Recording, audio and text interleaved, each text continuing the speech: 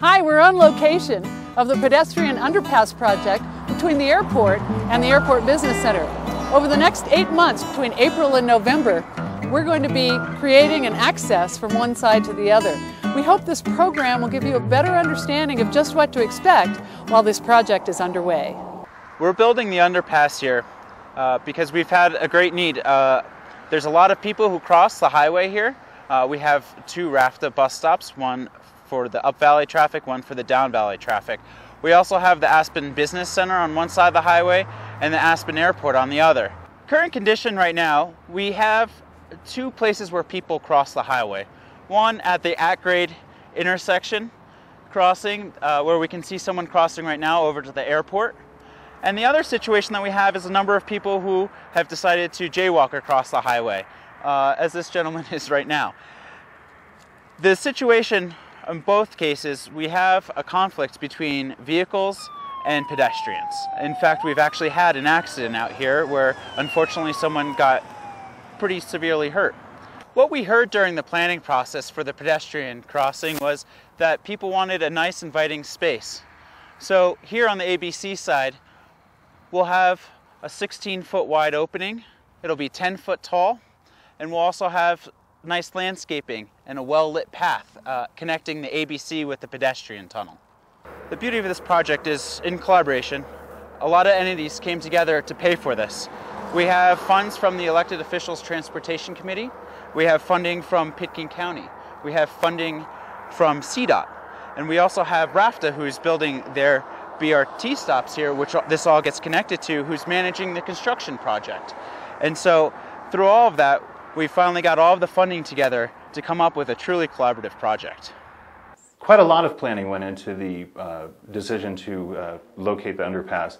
We started out the planning process with a public meeting that was held at the fire station in 2011, in the fall of 2011.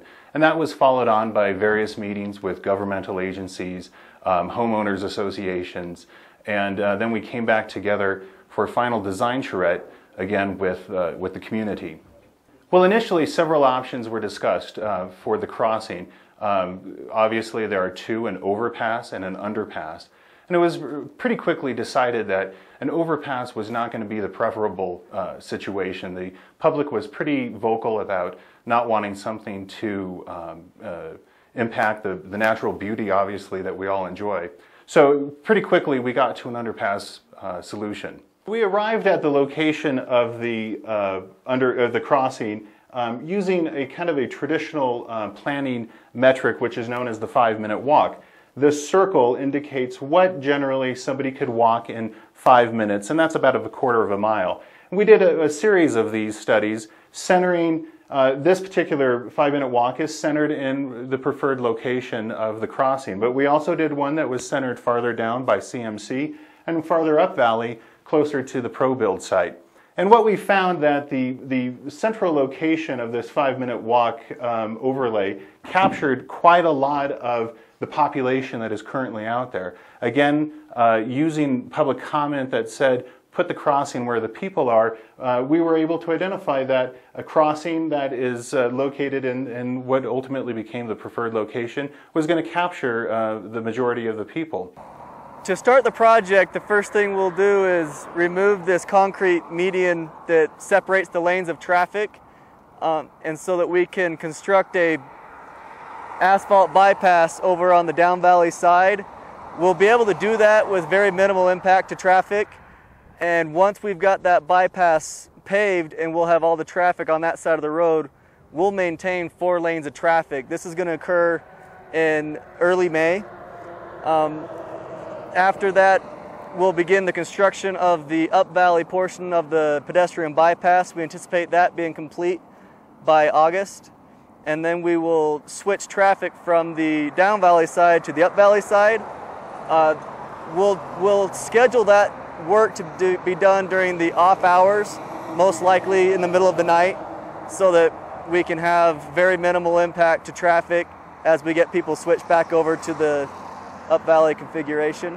The channel we're going to be digging across the highway for the underpass is roughly 35 feet wide and 20 feet deep.